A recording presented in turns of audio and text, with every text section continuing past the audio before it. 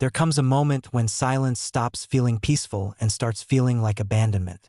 When your partner doesn't text back within an hour, and suddenly you're 8 years old again, standing at the window waiting for a parent who promised to come home but never did. When disagreement doesn't feel like two adults navigating different perspectives, but like the terrifying possibility that love might be withdrawn completely, forever, without warning. This is the moment when you realize that despite your mortgage, your career, your carefully curated social media presence, something ancient and wounded within you is still running the show. Something that never learned that love doesn't have to be earned through performance, that conflict doesn't mean catastrophe, that being seen in your full truth won't result in abandonment. Jung called this the collision between who we think we are and who we actually are beneath the surface. It's the moment when the adult mask slips, and we catch a glimpse of the child who never learned that they were worthy of love simply for existing. This child, frozen in time, has been secretly orchestrating your relationships from the shadows, turning every intimate connection into a reenactment of old wounds, every disagreement into a fight for survival. You might recognize this child in the way you find yourself apologizing for things that aren't your fault, or in the way you withdraw completely when you feel criticized, shutting down like a flower closing its petals against the harsh light. You might see it in the way you test your partner's love through subtle provocations, or in the way you become hypervigilant to any sign of disconnection, scanning faces for traces of disapproval like a radar system that never shuts off. This isn't about blame or shame. This is about recognition. This is about understanding that beneath the surface of your adult relationships, there's an entire ecosystem of young parts that never learned what healthy love looks like. They learned to equate attention with love, to confuse intensity with intimacy, to believe that if they could just be perfect enough, quiet enough, entertaining enough, they might finally earn the unconditional love they were born deserving. The spiritual journey of relationships isn't about finding the perfect partner who will finally heal these wounds. It's about recognizing that you carry within you both the wounded child and the wise adult, and that transformation happens when you learn to parent yourself with the love you never received. It's about understanding that your triggers in relationships aren't obstacles to overcome but doorways to the deepest parts of yourself that are still waiting to be met with compassion. This recognition is both devastating and liberating. Devastating because it means acknowledging that you've been living in a kind of emotional time warp, reacting to present moment love through the lens of past abandonment. Liberating because it means that the patterns that have been silently sabotaging your relationships aren't fixed or permanent. They're simply the adaptive strategies of a child who did the best they could with the resources they had. The moment you see this clearly, something irreversible happens. You can't unsee the child behind the adult facade. You can't unfeel the recognition of how many times you've confused your partner with your parents, how many times you've turned a lover into a therapist, how many times you've used relationship drama to avoid the deeper work of learning to love yourself. This is your invitation to cross a threshold, to stop unconsciously repeating the patterns that keep you trapped in emotional childhood, and to begin the sacred work of growing yourself up from the inside out. Not because you're broken or wrong, but because you're finally ready to love and be loved from a place of wholeness rather than woundedness. The path forward isn't about perfection. It's about consciousness. It's about learning to catch yourself in the moment when the child takes over, and gently, compassionately, inviting the adult back into the room. It's about understanding that healthy relationships aren't about finding someone who will complete you, but about becoming complete enough within yourself to share your fullness with another. Your relationships are your spiritual practice. They're the sacred mirrors that reflect back to you everything you haven't yet learned to love about yourself. They're the doorways through which you can access the deepest healing, the most profound transformation, the most authentic intimacy. But only if you're willing to see them clearly, to own your patterns completely, and to do the inner work that transforms childhood wounds into adult wisdom. The question isn't whether you have these patterns. The question is whether you're ready to see them, to own them, and to begin the holy work of healing them. Because on the other side of this recognition lies something beautiful. The possibility of love that doesn't require performance, intimacy that doesn't trigger survival responses, and relationships that become sanctuaries of growth rather than battlegrounds of old wounds. Are you ready to meet the child within you who's been running your relationships? Are you ready to give them the love they've been seeking in all the wrong places? Are you ready to grow up from the inside out, not because you have to, but because you finally understand that you deserve to love and be loved from a place of wholeness. The journey begins with a single recognition. You are not your wounds. You are not your patterns. You are not the child who learned to associate love with suffering. You are the conscious adult who can choose to break the cycle, to heal the past, and to create relationships that honor the fullness of who you are and who you're becoming. This is where your real life begins. For years, you've been wearing masks so perfectly crafted that you've forgotten they're masks at all. The successful professional who has it all together. The accommodating partner who never makes waves. The strong one who everyone depends on. The fun one who keeps everyone entertained. These identities feel real because you've inhabited them so completely, but they're elaborate constructions designed to hide the parts of yourself that you learned were unacceptable. Jung understood that we all develop what he called a persona, a psychological mask that we wear to navigate the world. But what happens when this mask becomes so rigid, so all-encompassing, that we lose touch with the authentic self beneath? What happens when our relationships become performances rather than connections? When our love becomes contingent on maintaining a false image of perfection? The crumbling begins subtly. Maybe it's the moment when your partner sees you crying and instead of feeling comforted, you feel exposed, vulnerable, like you've been caught in a crime. Maybe it's when you realize you've been saying, "I'm fine," so automatically that you've lost track of how you actually feel. Maybe it's when you notice that you can't be alone with your partner without feeling the need to entertain them, to be on, to prove your worth through constant giving. This is the shadow making itself known. In Jungian psychology, the shadow contains all the aspects of ourselves that we've deemed unacceptable, all the parts we've pushed into the unconscious because they didn't fit the image we needed to maintain. The needy child, the angry teenager, the part that wants to be taken care of, the part that feels jealous, scared, overwhelmed, the part that just wants to be loved without having to earn it. Your relationships become the stage where these shadow aspects demand to be seen.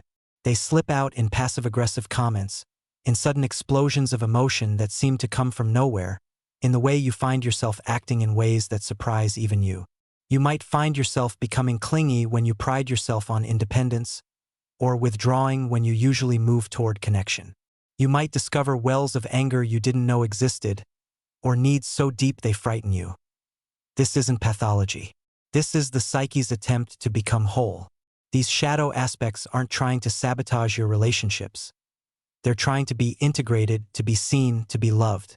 They're the parts of you that were exiled in childhood, the aspects that learned to hide because they weren't welcomed in your family system.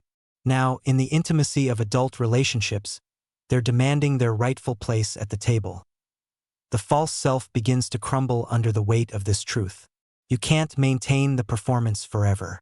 You can't keep pretending that you don't have needs, that you don't get scared, that you don't sometimes feel like a small child lost in an adult world. The mask becomes too heavy, the role too exhausting, the performance too demanding. This crumbling feels like death, and in a way it is. It's the death of the identity you've constructed, the death of the strategies that got you love as a child but are limiting you as an adult. It's terrifying because this false self has been your protection, your way of staying safe in a world that felt dangerous. Who will you be if you're not the capable one, the accommodating one, the strong one? Who will love you if you show up as you actually are, complete with needs and fears and imperfections? The mirror of relationship reflects back everything you've been hiding from yourself. Your partner becomes a screen onto which you project all your unconscious material. When they're quiet, you assume they're angry. When they're busy, you assume they're losing interest. When they disagree with you, you assume they're rejecting you completely. These aren't objective responses to their behavior. They're the voices of your shadow, the wounded child parts that never learned to distinguish between past and present, between then and now. You might find yourself having the same fight over and over again, unable to understand why such small things trigger such big reactions.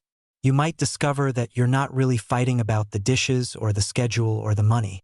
You're fighting about whether you're seen, whether you're valued, whether you're going to be abandoned. You're fighting ancient battles in present-moment relationships, and the confusion is exhausting. This is the sacred breakdown that precedes breakthrough. This is the dark night of the soul that happens not in isolation but in the crucible of intimate connection. Your relationships become the laboratory where your unconscious patterns are revealed, where your shadow aspects demand integration, where your false self is stripped away layer by layer until only the truth remains. The process isn't pretty. It's messy and humbling and sometimes feels like you're going backwards. You might find yourself acting out in ways that embarrass you, having emotional reactions that seem disproportionate to the situation, or discovering aspects of yourself that you'd rather not acknowledge. This is the work. This is the path. This is how the psyche heals itself. Jung wrote that everything that irritates us about others can lead us to an understanding of ourselves. Your partner's behavior that triggers you isn't random. It's a precise mirror reflecting back the parts of yourself that need attention, integration, healing. The qualities that annoy you most in them are often the qualities you've rejected in yourself. The behaviors that hurt you most are often the behaviors you learn to associate with love or safety. The invitation is to stop blaming your partner for your triggers and start getting curious about what these triggers are trying to teach you. What part of you is activated when they don't text back? What wound is touched when they seem distant? What fear is awakened when they disagree with you? These aren't signs that your relationship is doomed. These are doorways to deeper self-understanding. As the false self crumbles, you're faced with a choice. You can try to rebuild the mask, to perfect the performance, to double down on the strategies that got you love as a child. Or you can surrender to the process, allow the breakdown to become a breakthrough, and begin the work of integrating your shadow aspects into a more whole and authentic self. The path of integration isn't about becoming perfect. It's about becoming real. It's about acknowledging that you contain multitudes, that you have both light and shadow, that you're neither completely independent nor completely dependent but something more complex and nuanced. It's about learning to love yourself completely, including the parts that you've deemed unacceptable. This is where the real relationship begins. Not between two perfect people who never trigger each other, but between two whole people who can hold space for each other's shadows, who can see each other's wounds without trying to fix them, who can love each other's humanness without needing to change it. The crumbling of the false self is not the end of love. It's the beginning of real love. It's the moment when you stop performing for love and start receiving it. It's the threshold between conditional and unconditional, between earning and deserving, between hiding and being seen. You stand at the edge of a precipice, looking back at the life you've known and forward into something completely unknown. Behind you lies the familiar territory of your childhood adaptations, the relationship patterns that have defined you, the ways of being that felt safe even when they weren't satisfying. Ahead lies the possibility of authentic intimacy, of love that doesn't require you to abandon yourself, of relationships that support rather than diminish your wholeness. This is what Jung called the process of individuation, the psychological and spiritual journey toward becoming who you truly are rather than who you learn to be. It's not a destination but a lifelong process of peeling away the layers of conditioning, of reclaiming the parts of yourself that were sacrificed for love, of learning to honor your own inner truth even when it conflicts with external expectations. In the context of relationships, individuation means learning to love from overflow rather than from emptiness, to choose connection from wholeness rather than from need, to show up authentically rather than strategically. It means recognizing that your partner is not responsible for healing your childhood wounds, that they cannot complete you because you were never incomplete, that they cannot love you in the way you need to be loved until you learn to love yourself. The threshold between childhood and adulthood in relationships is invisible but unmistakable. It's the moment when you stop asking, "What can I do to make them love me?" and start asking, "How can I love myself so completely that I can share that love freely?" It's the shift from, "How can I avoid abandonment?" to, "How can I be so full in myself that I can risk rejection for the sake of authenticity?" This crossing feels like death because it requires you to let go of the strategies that have kept you safe, even when they've also kept you small. It means releasing the fantasy that someone else can heal your wounds, that the perfect relationship will retroactively fix your childhood, that love is something you can earn through performance rather than something you deserve simply by existing. The old GPS system of your psyche, the one that was programmed by your early experiences, starts to malfunction. The inner voice that used to guide you toward people-pleasing, toward accommodation, toward hiding your true self, becomes unreliable. You find yourself in unfamiliar territory, having to navigate by a different compass, having to trust an inner knowing that feels foreign and uncertain. This is where the work of conscious relationship begins. Instead of unconsciously repeating the patterns of your childhood, You begin to make deliberate choices about how you want to show up in love. Instead of reacting from your wounds, you start responding from your wisdom. Instead of using your partner to avoid your inner work, you use the relationship as a catalyst for growth. The spiritual threshold is crossed not in a moment of grand revelation but in 1,000 small choices to act from consciousness rather than conditioning. It's the choice to speak your truth even when it might create conflict. It's the choice to ask for what you need even when it feels vulnerable. It's the choice to set boundaries even when it disappoints others.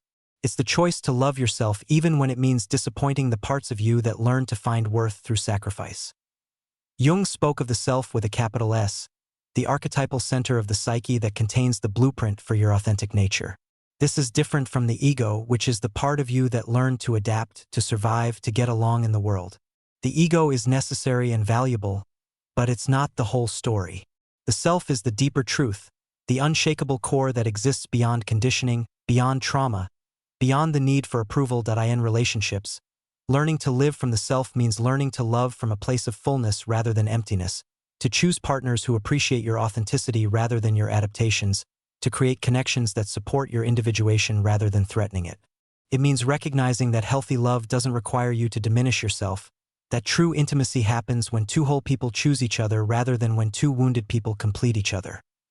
The journey across this threshold is not linear. There will be days when you retreat back into familiar patterns, when the old strategies feel safer than the new authenticity. There will be moments when you question whether this path is worth it, when the simplicity of your old accommodations seems preferable to the complexity of conscious choice. This is normal. This is part of the process. Growth is not a straight line but a spiral, returning to the same themes at deeper levels. The relationships that survive this crossing are transformed. They become partnerships in growth rather than arrangements for mutual dependency. They become spaces where both people can be fully human, where triggers are seen as opportunities for healing rather than threats to connection, where love is given freely rather than traded for security. Some relationships don't survive this crossing, and that's okay too. Not every connection is meant to support your individuation. Some people are in your life to show you what you don't want, to trigger you into growth, to love you at the level you were ready to receive love at the time. When you change, when you grow, when you cross thresholds, some relationships naturally complete themselves. This isn't failure, it's evolution. The spiritual threshold is also the recognition that your relationship with yourself is the template for all other relationships. How you treat yourself is how you teach others to treat you. How you speak to yourself is the inner voice that guides your choices. How you honor your own needs is the foundation for healthy boundaries with others. The work of learning to love yourself isn't selfish. It's the most generous thing you can do for anyone who loves you. As you cross this threshold, you discover that the love you've been seeking outside yourself has been within you all along, not as a platitude or a spiritual bypass, but as a lived reality. You learn that you are capable of giving yourself the understanding you've been seeking from others, the validation you've been earning through performance, the safety you've been trying to create through control. This doesn't mean you no longer need others. It means you no longer need them to complete you. It means you can love them for who they are rather than for what they can do for you. It means you can show up in relationships as a gift rather than as a need, as a contribution rather than as a demand. The threshold between childhood and adulthood in relationships is the threshold between unconscious and conscious love, between conditional and unconditional, between performing and being. It's the moment when you stop trying to get love and start giving it, when you stop trying to be perfect and start being real, when you stop trying to control outcomes and start trusting the process. This is the point of no return. Once you've tasted authentic love, performed love loses its appeal. Once you've experienced the freedom of being seen in your full humanity, the prison of perfection becomes unbearable. Once you've learned to love yourself, the exhaustion of earning love becomes impossible to sustain. You are crossing the threshold. You are becoming who you truly are. You are learning to love from wholeness rather than woundedness, from choice rather than compulsion, from consciousness rather than conditioning. This is the beginning of your real life, your authentic relationships, your truest self. On the other side of the threshold, everything is different. The quality of light changes. The texture of time shifts.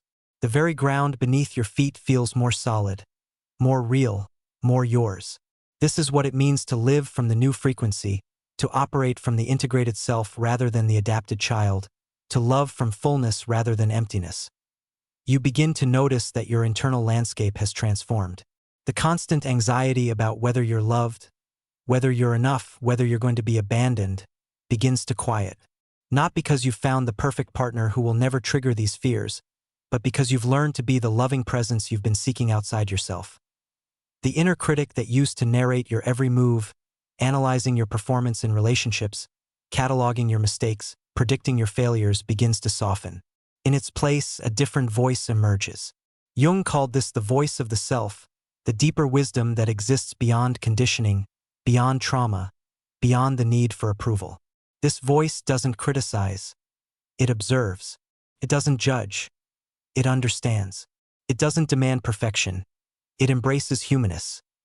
This new voice speaks differently about your relationships. Instead of, "What did I do wrong?" it asks, "What is this trying to teach me?" Instead of, "How can I fix this?" it asks, "How can I love myself through this?" Instead of, "Why do they always?" it asks, "What part of me is being activated right now?" This shift in internal dialogue changes everything. Your relationship to time transforms. The urgency that used to drive your interactions, the need to resolve everything immediately, to get reassurance right now, to know where you stand at every moment, begins to relax. You develop what Jung called a sense of kairos, soul time, the understanding that growth happens in its own rhythm, that healing unfolds at its own pace, that love deepens in its own timing. You start to notice that you're less reactive, less triggered, less likely to make your partner's behavior about you. When they're quiet, you don't immediately assume they're angry. When they're busy, you don't automatically feel neglected. When they disagree with you, you don't interpret it as rejection. You begin to see them as separate from you, as having their own inner world, their own process, their own relationship with themselves. This doesn't mean you become detached or indifferent. It means you become more present, more curious, more genuinely interested in understanding their experience rather than managing it. You ask questions from a place of curiosity rather than anxiety. You listen to understand rather than to defend. You respond rather than react. The archetypal energies that Jung identified begin to show up differently in your relationships. The mother archetype expresses itself as nurturing without smothering, as caring without controlling. The father archetype manifests as protection without domination, as guidance without manipulation. The child archetype appears as playfulness without irresponsibility, as wonder without naivety. The lover archetype embodies passion without possession, as intimacy without fusion. You begin to understand that your partner is not just an individual but a carrier of archetypal energies, a complex being with their own inner pantheon of voices and aspects. This recognition brings both compassion and appropriate boundaries. You can love their wounded child without trying to heal it. You can appreciate their inner king or queen without needing to serve it. You can honor their shadow without being victimized by it. The frequency you're operating from changes how others relate to you. People who were attracted to your accommodating nature might find your new authenticity threatening. People who enjoyed your people-pleasing might resist your boundaries. People who were comfortable with your self-abandonment might struggle with your self-love. This is not a problem to be solved, but a natural consequence of growth. You also attract different kinds of people into your life. People who are doing their own inner work, who are committed to consciousness, who can meet you at the level of authenticity you're now operating from. These relationships feel different from the beginning. There's less drama, less intensity, less of the addictive push-pull that characterized your unconscious connections. Instead, there's a sense of ease, of recognition, of coming home to yourself in the presence of another. The new frequency includes a different relationship to conflict. Instead of avoiding disagreement at all costs or turning every difference into a battle, you learn to see conflict as information, as an opportunity for deeper understanding, as a pathway to intimacy. You discover that you can disagree without disconnecting, that you can have needs without being needy, that you can set boundaries without being cruel. Your communication changes. You speak from your direct experience rather than from interpretation. You share your feelings without making them anyone else's responsibility. You ask for what you need without demanding it. You express your truth without needing it to be received in any particular way. This isn't coldness. It's freedom. It's the ability to be fully yourself without requiring anyone else to change. The somatic experience of living from this new frequency is profound. Your body relaxes in ways you didn't know were possible. The chronic tension that came from constantly monitoring your environment for signs of danger, from always being on guard against rejection, from perpetually performing for love, begins to dissolve. You sleep more deeply. You breathe more fully. You take up space more naturally. You begin to trust your own perceptions, your own feelings, your own needs. The part of you that used to automatically defer to others, that would rather be wrong than risk conflict, that would sacrifice your truth for harmony, integrates with the part of you that knows your own worth, that honors your own experience, that trusts your own wisdom. Jung wrote about the transcendent function, the psychological mechanism that bridges the conscious and unconscious, that allows apparently opposite aspects of the psyche to be held in creative tension. Living from the new frequency means embodying this transcendent function in your relationships. You can be both independent and connected, both strong and vulnerable, both loving and boundaried. The spiritual dimension of your relationships becomes more apparent.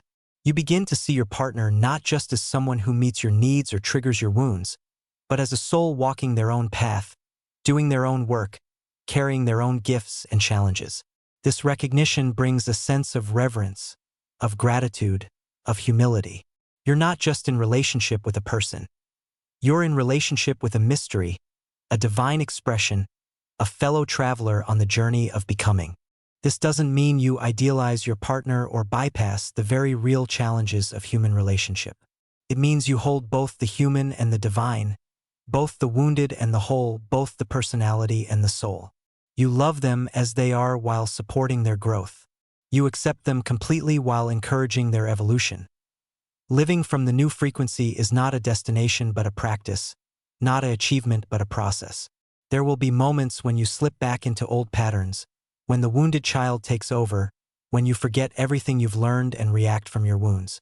This is not failure. It's humanness. The difference is that now you recognize these moments more quickly, you're kinder to yourself when they happen, and you know how to find your way back to center. The new frequency is the frequency of love, but not love as you once understood it. Not love as need, as performance, as transaction, as control.